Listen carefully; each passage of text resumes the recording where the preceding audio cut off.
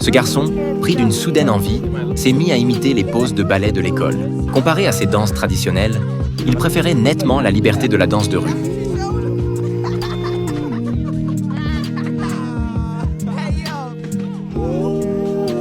Cette scène n'avait pas échappé à Amy. Ce grand garçon beau et rayonnant, avec son style de danse libre et décontracté, avait également fasciné Amy. Alors le lendemain, Amy a commencé à enseigner la danse à Jack avec plus d'application. Mais au fur et à mesure, Jack a commencé à se plaindre que les mouvements de danse étaient vraiment trop rigides. Même pendant l'entraînement, il lui arrivait soudainement d'incorporer de son propre chef des éléments de danse de rue. Cela rendait Amy presque folle.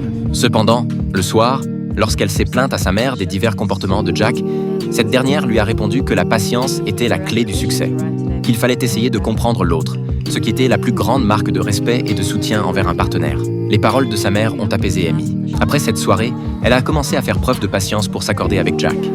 Et à sa grande surprise, lorsqu'elle a changé d'attitude, Jack a également commencé à changer progressivement et à s'améliorer de plus en plus. Les mouvements auparavant maladroits et grossiers étaient maintenant exécutés avec fluidité et aisance. Mais alors que tout commençait à s'arranger, Jack a eu un problème au mauvais moment. En fait, pour chercher des sensations fortes avec ses amis, il avait été jusqu'à s'en prendre à une voiture garée au bord de la route. Après quelques manipulations, l'alarme s'est déclenchée et les garçons ont dû courir sur 3 rues avant de s'arrêter, morts de peur. Quand Jack est arrivé à l'académie, il a découvert que la salle de danse était déjà occupée depuis longtemps. Il a trouvé Amy mais ne s'est pas excusé, se contentant de dire qu'il reviendrait le lendemain. Cette attitude désinvolte a mis Amy hors d'elle. Pour la première fois, elle s'est mise en colère contre Jack et ils se sont quittés fâchés. Le lendemain, Amy attendait toujours l'arrivée de Jack dans la salle de danse. Mais après une longue attente, elle n'a jamais vu Jack apparaître. Ce n'est qu'après la fin de l'entraînement de danse qu'elle l'a trouvé par hasard en train de faire le ménage.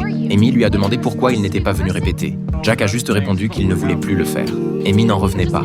Jack avait tout abandonné sans même lui dire au revoir. Il n'avait pas montré le moindre signe de regret envers elle qu'il avait attendu toute la journée. Cela a profondément déçu Amy. À partir de ce jour, Jack est retourné à ses journées oisives avec ses amis.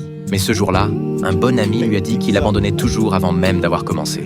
Qu'à chaque difficulté, il choisissait la fuite. Ces paroles ont fait beaucoup réfléchir Mike. Il s'est rendu compte qu'effectivement, il ne pouvait plus faire l'autruche et enfouir la tête dans le sable dès qu'un problème se présentait. Alors il a attendu Amy devant l'école et s'est excusé auprès d'elle. Mais Amy ne voulait plus croire ce type irresponsable. Voyant cela, Jack a complètement paniqué.